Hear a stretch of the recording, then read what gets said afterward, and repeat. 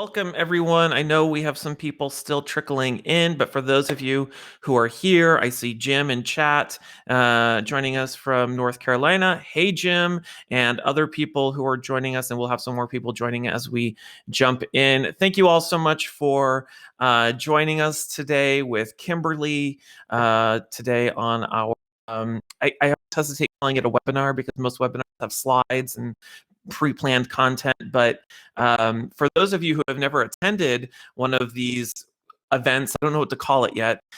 We have no pre-planned content. Kimberly and I only spoke for the first time 5 minutes ago, so we're just getting to know each other.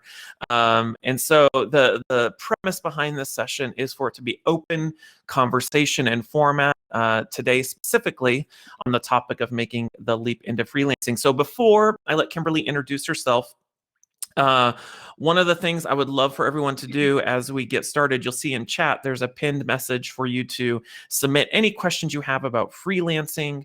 You can submit those into the questions pod, and that is the tab to the right of the chat pod. And if you submit your question, what that allows everyone else to do is to upvote on your questions. And so we'll be tackling some of the more popular questions. And I can also tag in the session a timestamp for when we answered that question. So if anyone wants to go back and watch the recording, you can see that as well. So welcome, Kimberly. Thank you so much for joining me. Take a moment, introduce yourself, tell everyone a little bit about who you are, what you do, where you're from, and we'll go from there. All right. So, okay, I'm Kimberly Goh, and I live in Southern California. I'm a freelancer now. I wasn't always, so I know that making that transition can be a challenge. And do you want me to just like kind of tell about my journey, Tim? Yeah, like let's start by talking about your journey into freelancing, and then we'll go from there. Yeah. So I mean, a long time ago, I had studied computer science, so I was a technical background person, and I didn't like programming, which is kind of sucky if you're a computer science major. Sure. So as soon as I graduated, I kind of got out of, I wasn't able to completely get out of programming, but I gravitated towards companies that were, like consult. So I was with what the company that eventually became Accenture. It was like a business consulting with a systems emphasis. So you're still doing programming, but it was very much geared towards business systems. And so I found I kept on gravitating towards things that had to do with marketing and communication. So eventually I kind of got out of programming, I thought, or out of systems analysis, and got into more, just general marketing stuff. Yeah. I didn't actually have a background in that though. And so, I wasn't really able to take that to, like where I wanted it to go, but I was kind of dabbling in it. And then I got very interested. This was in 2013. I got very interested in ed tech because I started seeing what the teachers were doing online. I mean, it was just, that was huge to me. Yeah. And it let me get reintroduced to technology with the new tools. And I had of course it's social media tools and stuff like that, but I had no idea how much technology had advanced. And I think that was what kind of reintroduced me to the world of tech. And I was like, wait, can I do something with this? So I was actually going down the ed tech route. I was thinking, maybe I should go into education and, get a degree or something like that. And somewhere in the middle of that, I had this epiphany that what I really liked about ed tech was, number one, the technology, but two, I liked the training that was happening for the adults. I mean, these were administrators who were training teachers, or teachers who were training other teachers in the ed tech space. Yep. And that adult education part is different than trying to teach kids. So I realized like it probably wasn't smart for me to like hang in that space too. I needed to move over towards something that was more, maybe corporate focused. And I didn't know that instructional design existed as a field. I think that's true for all of us, right? Yeah, it's like, that's so true. This thing. And so I remember I got that, that book, What Color's Your Parachute, right? Because everyone sort of starts with that. And I was doing the skills inventory, trying to reassess myself. And it comes at the end, this is the online version of eParachute, right? It came back with this like list of like things that you could be. And there were weird things like accountant, nail manicurist, and instructional designer. And I'm like, what's instructional design? And I Googled it, and all this stuff came up, and I'm like, oh my gosh. And I started reading about it and learning, and I realized that might be that thing that I've been looking for. Yep. And I eventually ended up doing, UCI has that, UC Irvine is my alma mater, but like Mhm. they had this new certification program about e-learning instructional design. So I finally took that plunge and like just did the whole certification program starting in 2016. And I didn't finish it till 2018 because I was doing it Wow. part-time. You're allowed to do these courses kind of at whenever you can. And so I was doing it while I was working. And I came out the other side going like, wow, I love this stuff. Hmm. I mean, I want to do this. And I wanted to end up doing it as a freelancer, which is a pretty big leap, but that's Yeah. what I did. So let me ask this. And for everyone who's just joining us, by the way, don't forget you could submit your questions in that questions pod and upvote. I see we have a couple questions coming in, so keep throwing those in there, and we'll pivot to the questions here in a moment. Kimberly, so tell me a little bit about can you tell me about your experience when you first realized or it dawned on you that you could do this instructional design thing, which you just discovered, right? And you went through that program. When did it dawn on you? And what was that realization like when you realized, oh, maybe I could do this as a freelancer? What was that? Tell us that story. Yeah. So I think it was while I was actually going through the program at UCI. And of course, you're in there with other people who are working in the industry Yeah. already, and they're going back to get, this extra certification. And so in the group, chats and stuff like that, because it was a totally online program, I began to understand kind of like just what the different types of jobs were that were out there. And there were some people who were doing freelance. There was even one of the instructors who was doing Hmm. freelance. I mean, this was his part-time thing. His full-time gig was freelancing. And Yep. it was amazing to me the varied experience that these people who were doing freelance had. And so I think that was kind of what attracted me to it. But Hmm. again, because I had this like long onboarding program in a sense. I mean, it was a good 2 years. Yeah. I got the chance because I saw that early. I got the chance to make decisions like, okay, now I have to begin saving. Because I mean, to me, that was the biggest thing. It's like getting the financial, getting everything in place so that Hmm. you have basically a year's worth of living expenses Yep. covered, including your, the health insurance and all those other things. The financial piece was huge. And so I really focused in on getting that during that time of schooling, and I'm working still, getting that stuff established Hmm. was really important for me. And so, but the freelance part, I think it was by being exposed to other people who were doing freelancing. And I have to admit, I thought, Tim, that you were a freelancer because you were one of the people in those early days when I'm like Googling what is instructional design, and Tim's webinars would pop up. Yeah. And I thought, oh my gosh, he's a freelancer. I want to do that. Of course, now I'm finding out you actually weren't freelancers, but you put on a pretty No. good show. And so that was how I did. But it was a very calculated. As I was going through the process, I did not like just say I'm doing it like day one. I Yeah. was like, this is going to be a 2 year journey, 3 year journey in Yeah. in one sense. It's like I've got to get my business stuff all established. I ended up forming an LLC. I mean, there was a lot of, Hmm. so it was kind of a, a slow process, Yep. but I knew that I wanted to do it Yeah, well, good for you. because, Well, yeah, I'll tell you. So you mentioned, that you thought when you first stumbled upon me, that you thought I was freelancing full time. So I'll tell everyone a little bit about my story.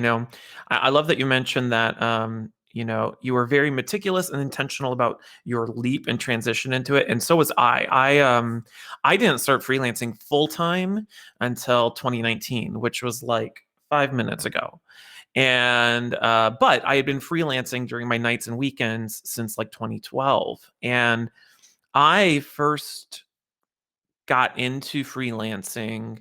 A colleague of mine, a friend of mine out of Canada, she was a freelancer and she got a job um, at Articulate as one of the community managers. And she reached out to me one day and asked, would I be interested in taking over this project for her? And I said, sure. And so I did. And I was, it was a simple little project. And then after that, I got referred to another client, PetSmart, which is coincidentally, their headquarters is here in Phoenix, where I'm at. I was in Wisconsin at the time for work. And I remember this first project that I did with them. It was a big project. It was like 9 months long. Maybe it wasn't 9 months long. Maybe it was like 6 months long, but it was a $40,000 project. And I remember thinking when I got that first check for that project, I remember, and I have a picture in my phone with me holding this check from when I literally looked like a 15-year-old kid with this check. I remember thinking, oh my gosh, people are paying me money to do, like, people are paying me good money to do this storyline stuff that I do every single day for peanuts in my full-time job. And I felt like it felt fraudulent at first. Like, I thought, there's no way people are willing to pay this kind of money for me to do this during my nights and weekends. And so that like got a bug in me to go like, oh, maybe I could make a really good living doing this.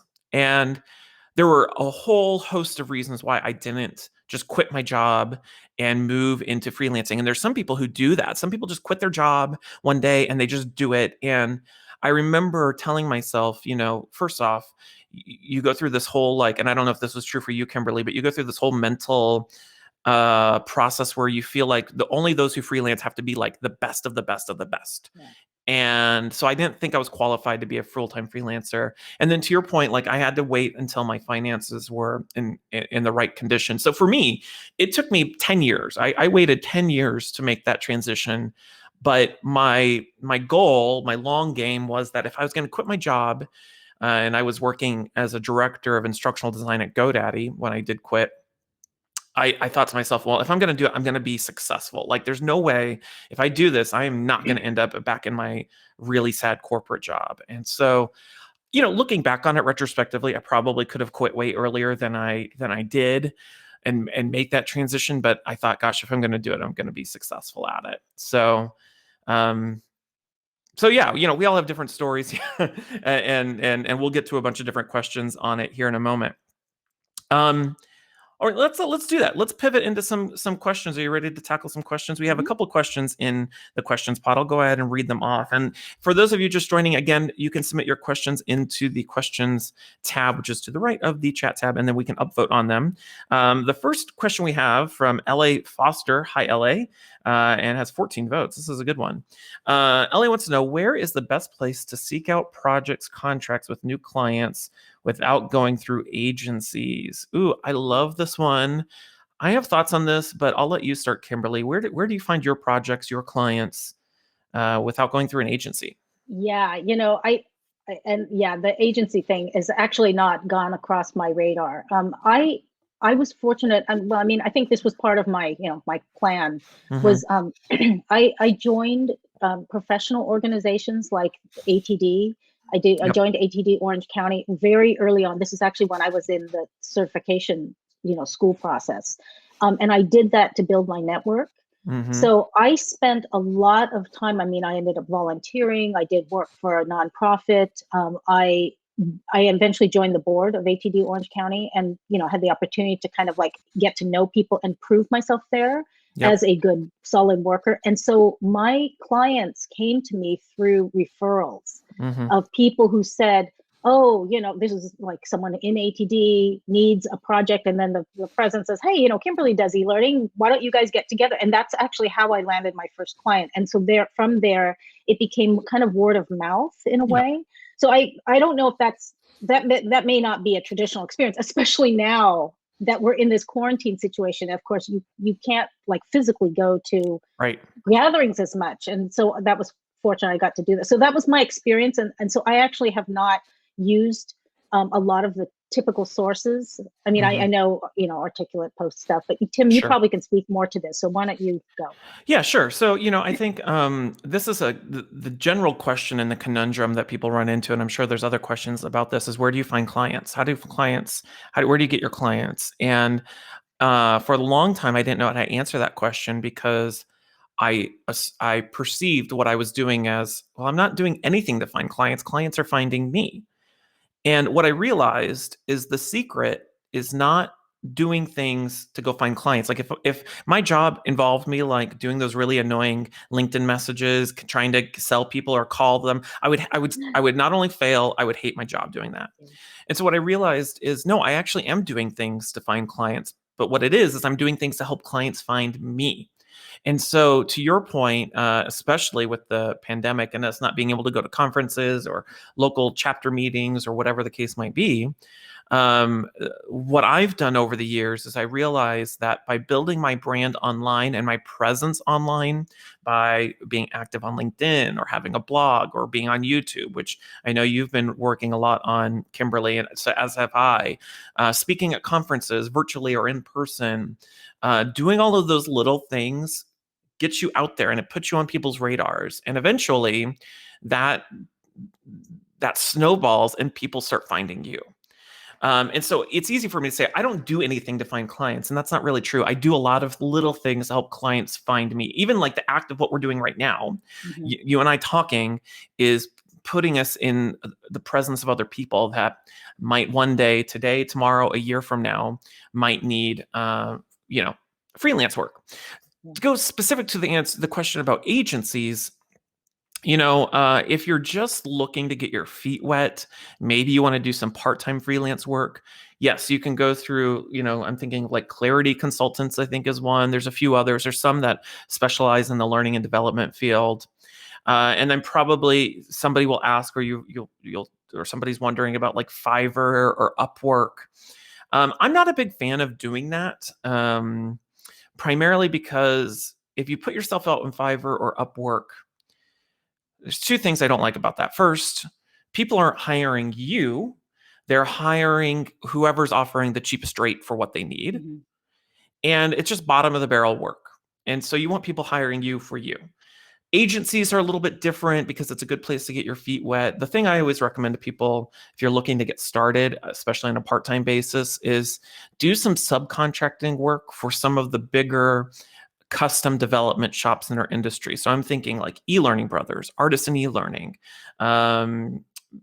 Megan Torrance's company, Torrance Learning. They're always looking for good, solid freelancers to do subcontracting work. That's a good way to get your feet wet, build your network, and help and understand, the freelancing world, if you will, in a safe way. So I don't know if you have any thoughts on that, Kimberly. Yeah, no, I mean, I agree with that. I think that you need to have a strategy. The thing that you said about Fiverr and those kinds of platforms, I think is super true, because I know, because I've used Fiverr myself to find like, I need my logo design. And the way I do it is like, who's got the highest ratings and the lowest price for that rating? Yep. Go Exactly. with them. And it's great if you're the consumer, but if you're the person who's pitching it, I realize there's like, I'm passing by zillions of other people who are doing, their very best, but that seems like a very crowded and not fun space to be in.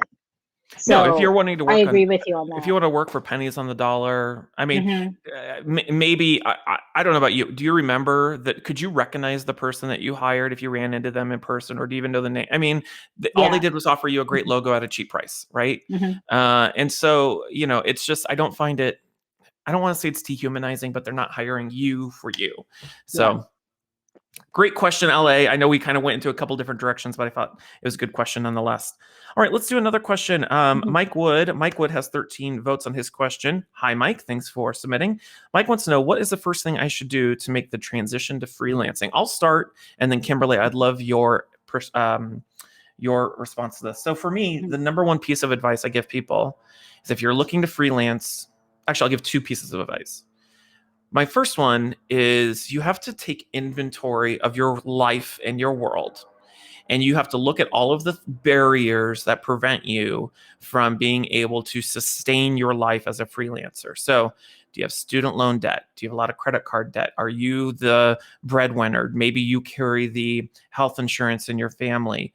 You have to take a look at all of that and go, how am I going to account for that in being a freelancer? So, for me, my biggest barrier to entry into freelancing or transitioning into freelancing, at least full time, was my income. I made really good money at GoDaddy, And, I'm the breadwinner in my family. And so for me, it was I had to wait until I had saved a year's worth of my, not my expenses, my income. I wanted a year's worth of my income saved to make that transition. And that took me a long time to save. And I had to pay off a lot of debt and work towards that.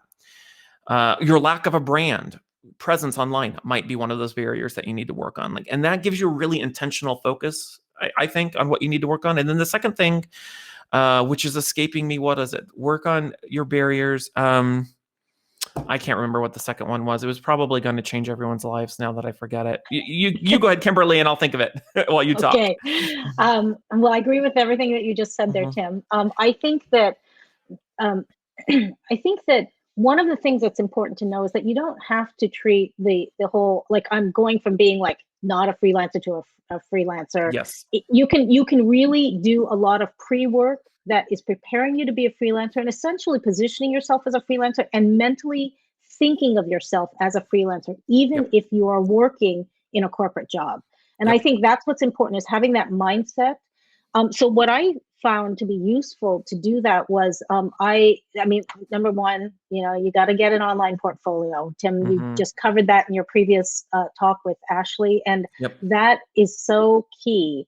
And it's that, that process, it takes a lot of work, because you've got to maybe get a domain name, then get your website up, and then get, and there's quick ways to do it, but if you want to do it well, you've got to put some thought into that. And of course, that doesn't even get the actual e-learning modules that you're putting on there. So you've got to do a lot of prep to get to that place. And I say, do that while you're working at your regular job, because you can, there's, like you said previously, it's fine to have a portfolio, even if you are not freelancing. It's just, this is your personal section of work. It's your body of work. And I think that process puts you into the mindset of, I am my own boss of this, this thing that I've created.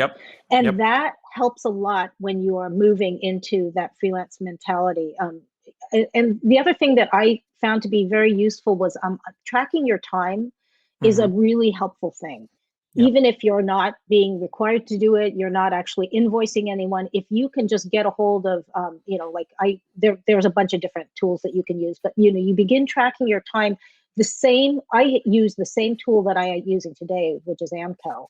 And I started with just like, I'm just going to use the free version to track my own time on this nonprofit unpaid project I was doing, to get ready for the day when I turn it on and say, this is actually, I'm going to send an invoice generated from that time I just tracked. And that process helped me so that when I got to the point where I was doing it, I didn't have to learn the tool. I already knew it. And I found that was very, very helpful for making that transition. Yeah, I agree. The portfolio is super important. The other thing, this is the second thing I remembered now. You remember. Was you have to really understand, and this is the only thing that you can only understand this through time. But even if you're not freelancing, you can figure this out while you're working your full-time job, is what specifically do you want to be hired for? And that, understanding that, it changes the way you look at your portfolio and the way you look at your online presence. I mean, Kimberly, you and I have never met before. There is no doubt in my mind that what you want to be hired for is interactive video, right? That's on your website. It's what you're doing on YouTube. It is so explicitly clear what your niche is. And so for anyone who's like, you just want to freelance, but you don't know what you want to freelance, specifics of what you want to be hired for, the way I always tell people to figure it out is, what are you really good at? What do you enjoy doing? And or what do you enjoy doing, and what are you really good at? That intersection is what you want to be hired for. And once you understand that, and that comes in time, it makes it easier for you to build your portfolio and your brand around those items. So, and then having a portfolio, prepping yourself for making that transition. When I remember this was I quit my job at GoDaddy in April of 2019. And I remember I started really thinking about quitting my job. It was in December of 2018. I remember, I like your point about putting yourself in that mindset of a freelancer. The holiday break, that I always take the 2 weeks off from Christmas to New Year's. I've always done that. It's just my time to reset. And right before I went on holiday, took that vacation, I had a really, really crappy week at GoDaddy at my job that time. And I love, GoDaddy as a company. I learned a lot from it. I'm not going to bash them. It's my general cynicism regarding corporate America in general. I love my team. I'm still friends with them there, but I had a really, really bad week that week before the holiday. And I remember I thought, well, screw it. I'm not opening my email and I'm not opening my computer at all during these 2 weeks. And I decided to use that time to do exactly what you described. I said, okay, I'm going to use this 2 weeks and I'm going to pretend I quit my job and I'm a freelancer. And I used that 2 weeks to redesign my website and my portfolio. And I wanted to go, how would I feel if I never went back to this job at the beginning of the year? And it felt so freaking good. And so right when I got back from holiday, I met with my VP, my boss then, and I was like, this is what I'm doing. Let's work on an exit strategy. And I was very fortunate. We were able to work on a 4-month exit plan that allowed me to, get my bonus and other things that I needed to financially, make that transition. But putting yourself in that headspace is a healthy thing to do. Yeah. I want Good. Oh, go to ahead. jump off of something that you just said there, Tim, when you were talking about that intersection of like what you're really good at and what you can get paid for. Was that it? What you're good at, what you want to be hired for. What you want to be hired for. Yeah. Right. And of course, you need to get paid for that too at some point.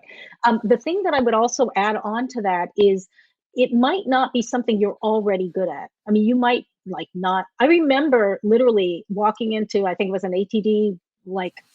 ATDOC conference or something, and somebody talked about storyline. And at that time, I didn't know what storyline was. And I'm like, what the heck?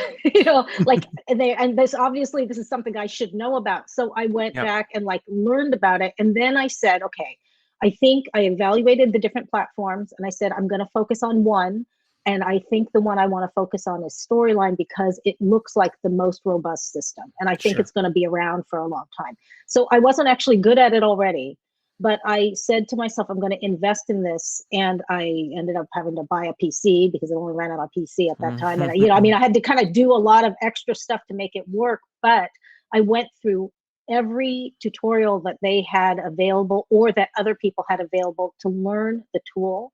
And I really, you talk about that T-shaped individual, the person who goes really deep on one thing, and then of course you've got your broad skills. Well, at that point, my deep thing was storyline. And I'm just going to focus on learning this skill really, really well.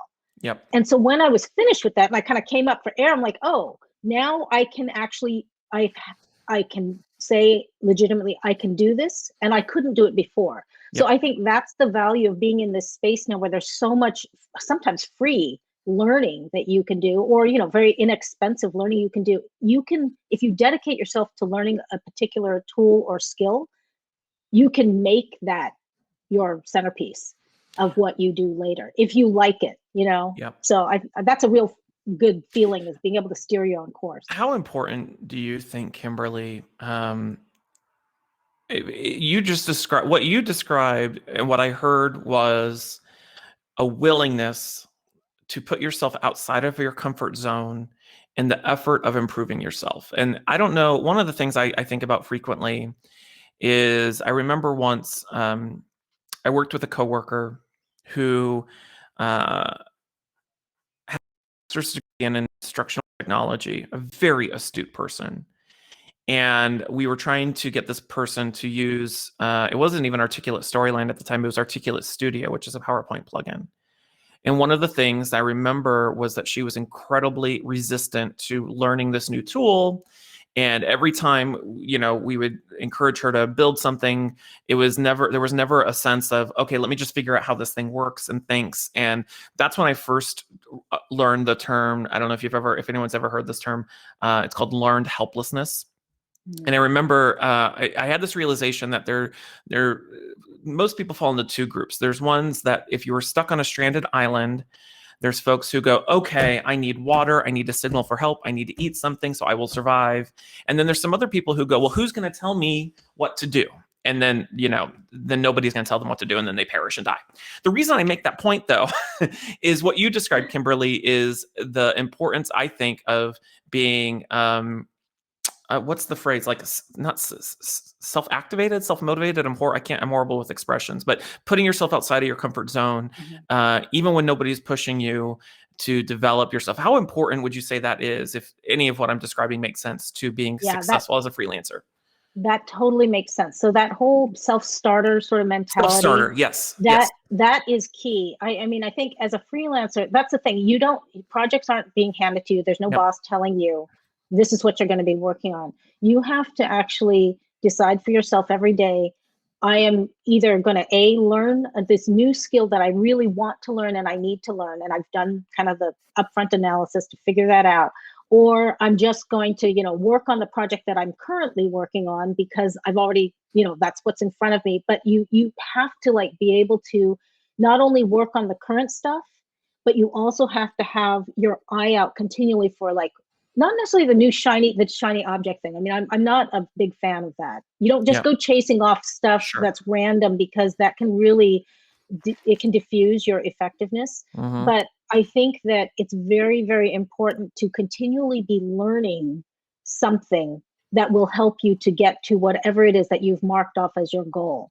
And so, for me, it's, maybe it's watching particular webinars or listening to podcasts, or audiobooks have actually been very important to me. From kind of more from the business and marketing standpoint, because that to me is part of, when you're a freelancer, you're running a business. I mean, there's no way to get around. You're not just the technical person who gets to work on technology. 50% or more of your time is marketing yourself, branding yourself online. There's no help desk or boss to call. There is no help desk. I mean, you are your own help. Well, no, that's not really true. You have your community, your network that you set up, your network, and the people you can turn to. But every day you wake up and you're in charge. So I'm always, my mentality is, yes, I'm working, but on my projects, whatever it happens to be, the client work, but I'm also going to school, and I always treat it like I'm always in school. So, I buy a new course, and I buy the audiobook and I listen to it while I'm cooking dinner. It's that kind of a thing, because you've got to fit it in, and it's very hard to fit in stuff when you're working already a huge amount, because you don't, unfortunately, freelancing is not hey, that 4-hour work week thing. I don't know. It sounds great, but it's not happening here. Nope. I'm working all the time, and I have trouble sometimes stopping. But I know that I can't just work, because the client work only lasts as long as that project. And if you haven't queued up other clients or figured out what you're going to do next, when that ends, it's feast or famine. I mean, you've heard that term before. That's super true with freelancing. So I think that, keeping that mentality that you're always in school and being selective of the way you consume that content is important, because you've got to be efficient with your time. Yeah. So before we take another question, I think the two things I'll add to that, when I managed my team at GoDaddy, we had, I came up with this acronym. I ended up buying the domain for it, because that's something people did at GoDaddy. And I have a collection of domains of all sorts of flavors and colors. But I had this acronym called Fitfo. And for anyone who, I apologize in advance if anyone doesn't like curse words, but I'll tell you what Fitfo was. Fitfo was figure it the fuck out. And oftentimes when I saw somebody was stuck, of course I would help them or remove barriers, but I'd go, this is a Fitfo moment. And I realized as a freelancer, when your computer's not working or a client project is struggling, yes, you do have a community of people on LinkedIn or wherever you happen to congregate. But a big part of our job is just figuring the fuck out and putting yourself outside of your comfort zone. That's where growth happens. I think of all the times, all the things I never knew how to do, from building my website, my portfolio, or doing all of this with the camera and the lighting. We were talking about that before we went live. I didn't know how to do any of this crap before. I just Fitfo'd it. I went and bought a camera and lighting and figured it out. And then the other thing I'll mention was you said something about, oh gosh, I can't remember. I keep losing my thoughts. It'll come back to me. Let's go ahead and take another question here. Okay. Caitlin. Hey, Caitlin. Caitlin wants to know, this is a good one. How do you determine how much to charge for your services? You go Tim, ahead, why don't you? Kimberly. Oh, you want me to Okay, start? what do you want to say? I would say you start Yeah, I'll because start. you've been doing this for long. I want to hear what you have to say. Okay, so I remember when I first started freelancing or wanting to freelance, I felt like anyone else out there freelancing kept everything like really close. Like you couldn't, I just wanted someone to go, how much are you charging so I can figure out what to charge? And nobody would reveal their, rate. It's one of the things, my big pet peeves about the freelancing industry is I feel like there's a lot of people who keep everything close to their chest to their own detriment or to the detriment of others. So my first freelancing project, and for several years, I charged $50 an hour. This was 2013, 2014. And at the time, I thought, great, this is fantastic. This is good money.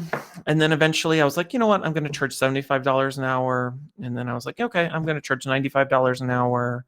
And then when I started freelancing full time, I'm like, you know what? It's going to be $125 an hour.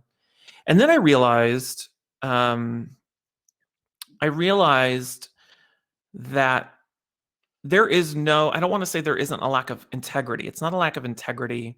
There is no set rate for freelancing. I charge for my services based on what other projects I have going on, what my financial situation is, and third, what I think the client, how much they value what I'm offering. And so I'm not a big fan of setting an arbitrary rate because I've had some clients who will great, 125 an hour. Oh, that's a fantastic rate. And then in my mind, I'm going, ooh, maybe I should have charged a little bit more. And then I've had some clients who are like, 125 an hour. Oh my gosh, that's ridiculous. So for me, I charge based on what I perceive that clients, how deep their pockets are and what I think they value what I'm offering them. I've had some clients like they're very large brand names out of New York City where I charge more because they're willing to pay more. And I've had others who, maybe it's a small organization, they can't afford as much, and I adjust my rate accordingly. And that helps me determine whether or not I take on that project based off all of those different factors. So, and that gets different, then we can talk about scoping projects separately or estimating project. That's a totally different topic, but I don't know, Kimberly, does that relate to you in any way, or what's Yeah, your it does. thoughts? And I agree with you that I remember at the beginning, it felt like getting that, like how much to charge question. Yep. It was like pulling teeth. But Yep. my experience and what I've kind of, because then I was like researching it online, right? That's kind of what I Mm-hmm. do. Whenever Yep. I get stuck in those Fitfo moments, it's like Google it, try to figure it out. But I did figure out that the range seems to be like when you're starting out, 50 is like kind of the bare minimum, it seems Yep. like, for a good freelancer, $50 an hour. I'd say up to 100, maybe 125 for, kind of, to me, it seemed based a little on your experience. Yep. But I know for me, I was like in that $60 to $75 range, for per hour range Yep. for a very long time. But recently I switched over to completely doing it based on a project, like charging by the project. Yep. Rather than charging by the hour. Because what I realized was that for me, the biggest challenge is when you have an hourly rate, and I think it makes sense to start that way, especially if you're doing it as a side hustle. I mean, Sure. Yep. you should probably be charging by the hour. Yep. But you have to be able to estimate your projects, like, because that's the first thing the client will ask. After they ask what's your rate, they'll say, well, how many hours will it take? Mm-hmm. And you have to be able to estimate. That's a whole skill set in itself. Yep. And that was such a struggle. Like, you don't know, if you underestimate your hours, you're going to end up working for a lot less than $60 an hour. Mm-hmm. So that challenge became at some point kind of not, it just didn't make sense to me anymore. And because that was the reason also that I ended up switching, because I think in our industry, it's very important once you get established and you get experience to figure out what your specialty is. And in Yep. my case, interactive video, it's a little bit more of a defined area within my area of expertise. Sure. And so I know what I can charge for a project in that arena. Yep. And with general e-learning, I wasn't able to do that. That's the reason why I stayed in that hourly rate thing, because I think it's necessary when you don't know the scope of the project and you're not able to estimate it. You kind of have to say, well, I've got to protect myself. Yeah. So $75 an hour. And that way, if it's more, as long as the client's okay with it, you just keep charging it. And Yeah, then I don't I know. That's kind of my I experience. totally agree. Whether I charge hourly or I charge a flat project rate, that ultimately depends on how well defined the scope is. If the scope is Hmm. ambiguous, I don't know how long or how many hours it'll take because the client hasn't yet figured out what they want, then I go with hourly to protect myself. And then if it has a really defined scope and timeline, then I go with a project rate. I totally agree with you on that. Because you do have to protect yourself. And then the other thing I'll say too is part of it is figuring out what to charge, is getting out of your own head about what you think your value is, or what your experience is, or what you're worth. As a freelancer, I've never had anybody ever go, well, how many years have you been doing this? Or can I see your resume? It's just a totally different, I don't know how to describe it. It's just totally, the way somebody values a contractor or freelancer is different than the way they value an employee. And I don't know what the nature of that is, but you have to get out of your own way. And yes, I have submitted proposals where I'm like, oh my gosh, they're going to have so much sticker shock. And then you get pleasantly surprised when they're like, oh yeah, okay, $90,000 that's totally within our budget. And you're like, okay. So at first it always feels like a shot in the dark, trying to price your services, or but the more you do it, the more you hone in on what you're offering, you get so much better at scoping your work. Last thing I'll mention about this too before we move on to the next question, because I think it's related. One thing I never do is I never negotiate on my rate. Never do I negotiate on my rate. I will negotiate on the scope of the project, but I never negotiate on my rate. So when a client comes back and says, that's too much, I go, okay, well, how can we adjust the scope of the project to meet your budget? Don't negotiate on your rate, because you're devaluing yourself in the process. And it teaches your client how they can treat you, and they can get you for cheaper than what you're asking. So I never negotiate on the rate. I negotiate on the scope of the project. Do you have any thoughts on that, Kimberly? No, I mean, I think that's totally wise. Yeah. But exactly like what you said. So, Yeah. yeah. Cool. Okay. Let's do another question. This one comes from Ina. Hey, Ina. Ina wants to know, how much time does it normally take to find a new client project? Ugh. Ooh. Oh, I'll start with this one and then I'll pass it off to you, Kimberly. I sometimes it's interesting, the life cycle from when you end up on somebody's radar and when they actually contact you for work. I have times where I'll go speak at a conference and then it'll be a year and a half later, and I'll ask somebody, hey, how'd you hear about me? And they'll say, oh, I saw you speak at that conference 2 years ago. Sometimes people just stumble across my website and then they contact me. It always depends. I don't know if you have any thoughts on that, Kimberly, Yeah. on your I experience. think the one thing I can speak to is, I haven't spoken at conferences and stuff. This is about the closest that I've ever gotten to these webinar experiences. But I must say that I think video, because I only took the plunge into YouTube at the beginning of this year. Yeah. So I took I've got an online class that I took that was fabulous, and it's that taught me the skills and what I needed to do. And that was the reason I had to make that decision, was because my specialty is now interactive video. And I realized I can't legitimately say I do this unless I'm in the premier video space, which was YouTube. So I'm like, well, I've got to be willing to get in front of a camera.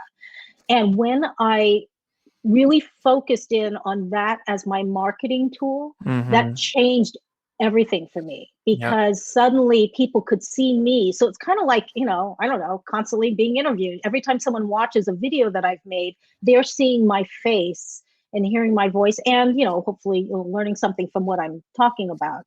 And that has helped me to get more client contacts than anything I was doing previously.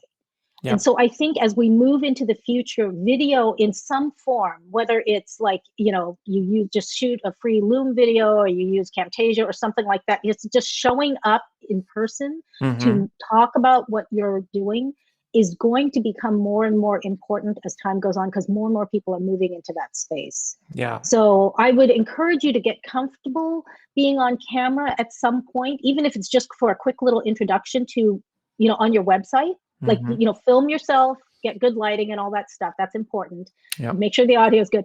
Get one good video clip of yourself that's short and introduce yourself, and put that on your portfolio front page. Yeah. And then people can get to know you. Mm-hmm. And I think that helps a lot for clients to like want to work, because you have to establish trust. Yep. That's like the big thing. And you want to also distinguish yourself from like the masses in a sense, which are a bunch of websites, right? So when a client's looking through them, if they see a friendly face, I think that makes a big difference. Well, I think the point you're making, and I've said this, I said this in a blog post a couple years ago when I wrote about my transition into freelancing, is in order to be a successful freelancer, you have to have work. In order to have work, you have to have clients. And in order to get clients, they have to know who you are. And so it all starts with, how are you getting yourself in front of these people so that it results in the work? And so, it goes back to what I was saying earlier. It's not about what you're doing to find clients. It's what you're doing to help clients find you. And it is a long game. It is a long game. And sometimes, when it rains, it pours. There's times where last year, I couldn't keep up with the number of contacts I was getting from clients. And then there's other times where it feels like, and you get in your own head where it feels like, oh gosh, I'm not getting any calls. And then they all come through at once. So, it depends. It depends. So how long it takes to find a client, it changes from time to time. I mean, the one thing that's different is that if you're continually seeding that process by putting yourself out there, I mean, you got to get outside of your comfort zone, right? Create that online portfolio, maybe get in front of the camera, show up at conferences, stuff like that. But that's the one piece that you can control. You really can't control as much when clients decide to contact you. But if you are putting yourself out there with an online presence and an online brand, and I really believe that's going to become more and more important in the gig economy.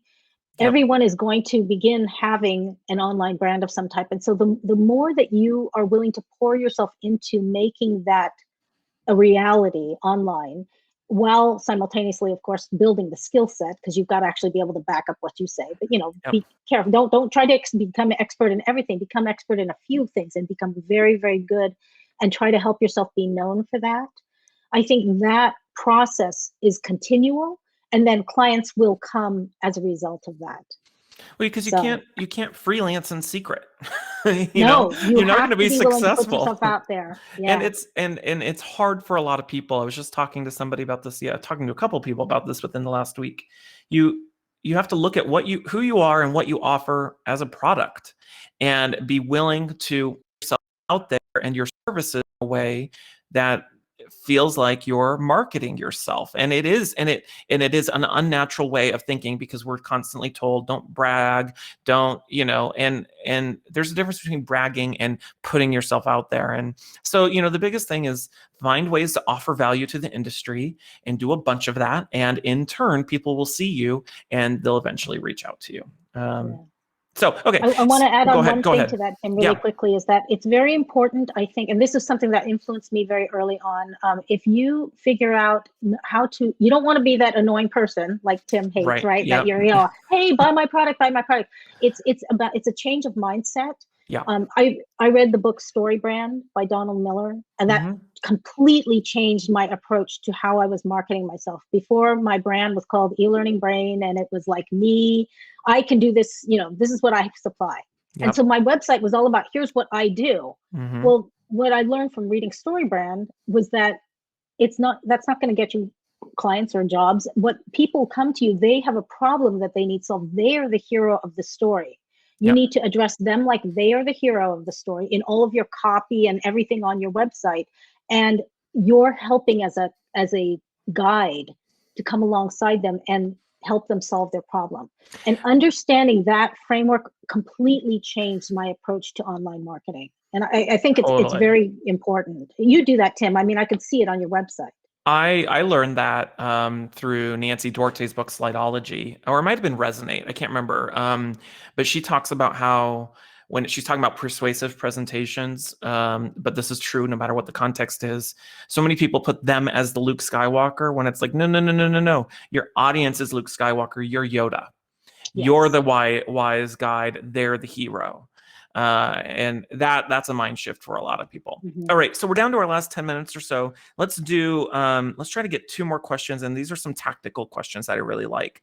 Paula wants to know, hi Paula, Let's know, do you need to incorporate or create an LLC to freelance? Do you have an LLC, Kimberly? I do. Yes. Okay. Yes. I did not for a long time. Yeah. When I first started, I just did this sole proprietorship. Yep. I did, officially make myself a sole proprietor. I actually went through a freelancer boot camp Mm. that Christy Tucker and Robin Sargent and those folks run. And that Yep. helped me to understand, because then I was ready to move into, like, I'm really doing this as my business. I was committed to it. Yep. And they recommended forming an LLC for financial protection. And I'm like, I kind of need to do that. That's my next step to showing I'm serious to myself as well as everybody else.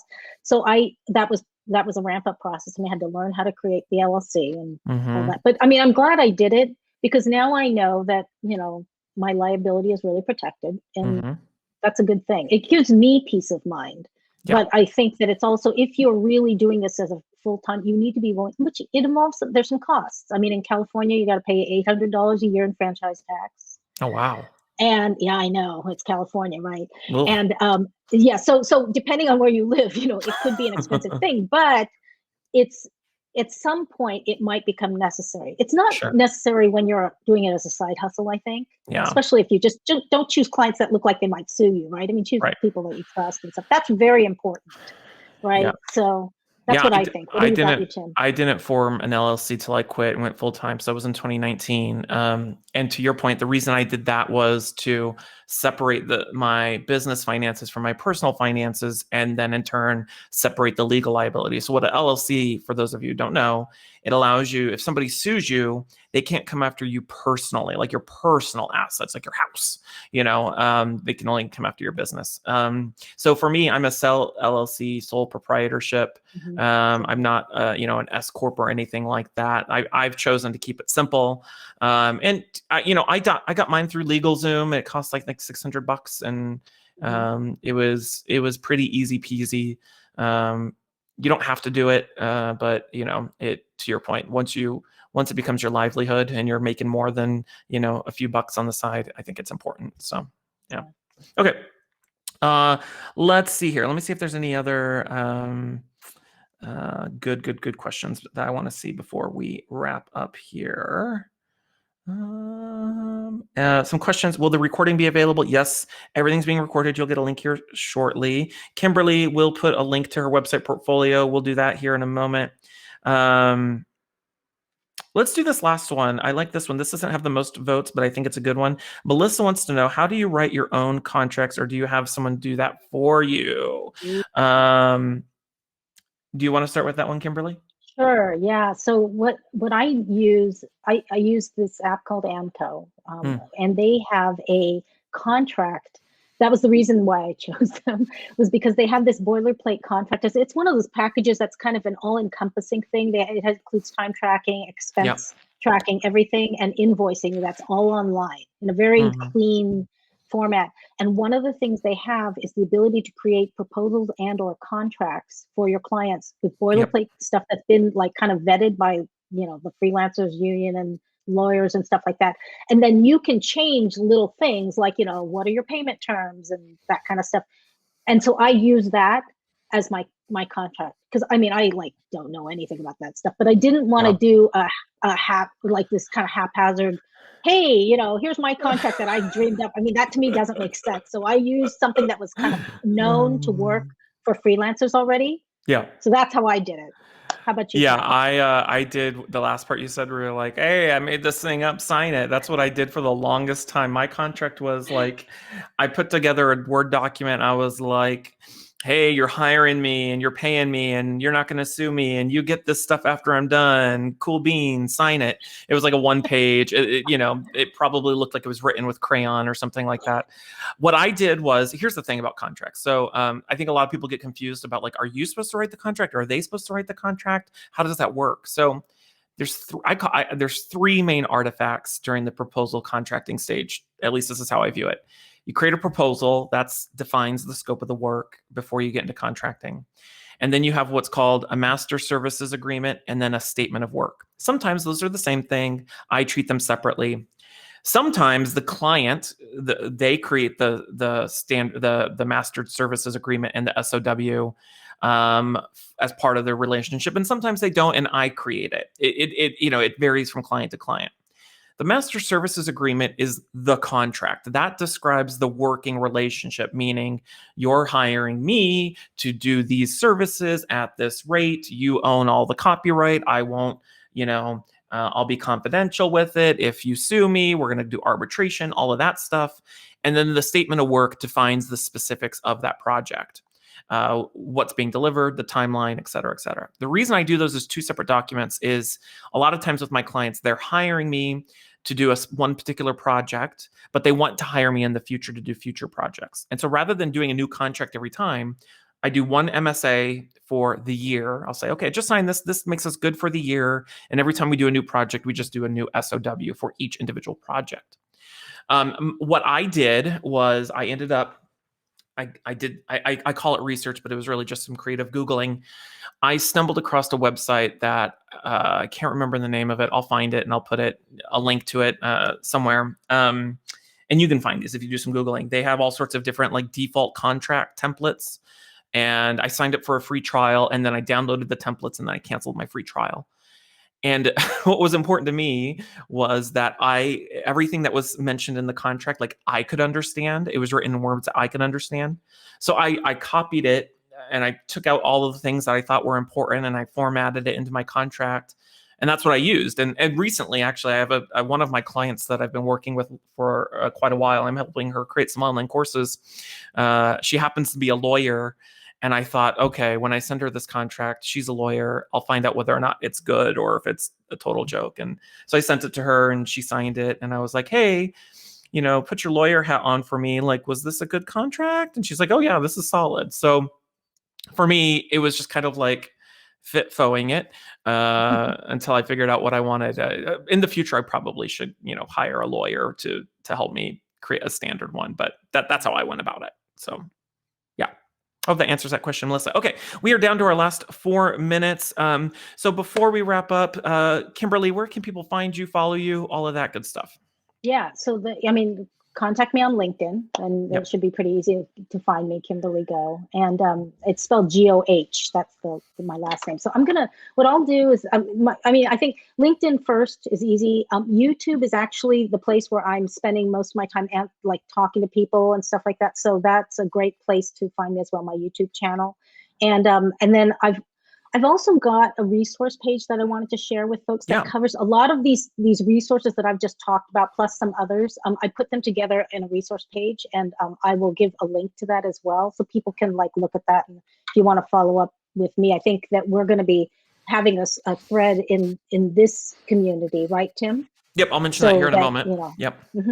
Yeah. So do you want me to throw those links into the chat? Yeah, go ahead and throw those links in the Okay. chat, and then I'll mention the community where we can continue the conversation. I'm putting this in chat as well. For anyone who wants to continue asking questions of Kimberly or myself, if we didn't get to your question, I just put a link to join the eLearning Designers community. We'll be continuing the conversation there asynchronously, so you can join. It's 100% for free. I created it literally last week. We've already got over 300 members so far, so it's kind of exploded. So feel free to check that out. And if you have more questions for Kimberly or myself or anybody, you can put those in that thread. I'll also mention next week, for anyone who's interested in the eLearning Designers Academy and building their portfolio, growing their eLearning career, enrollment for that will open next Tuesday. So I put a link to that. You can check that out, join the waiting list. And then I'll put one more link. I'll be doing a free webinar on Monday for anyone who might be interested in enrolling. It's a free Q&A about the eLearning Designers Academy if anyone is interested in enrolling. Other than that, Kimberly, any parting words of wisdom before we let everyone go today about freelancing? This is a great time to be a freelancer. I recommend that even if you end up not going full time, use this as an opportunity to create a portfolio and learn how to use some of the tools, because even if you end up staying in a regular job, these skills are going to help you. So I'd say just sort of think of I'm a freelancer. I'm working inside of this job, but I've got that freelancer mentality because it allows you to steer your own boat. And I think that's really a good skill, especially as we move more and more into this gig economy. Having that mindset is going to be really important. Totally agree. And Fitfo it. That's what I'll say. That's my closing. Words. Awesome. All right. Thank you so much for joining us today, Kimberly. And thank you, everyone who decided to join us today. Check out those links in the chat. And until next time, I'll see you all around. Bye. Thanks, Tim. Thanks, everyone. It was great Thanks. seeing you all. Bye, everyone. Bye.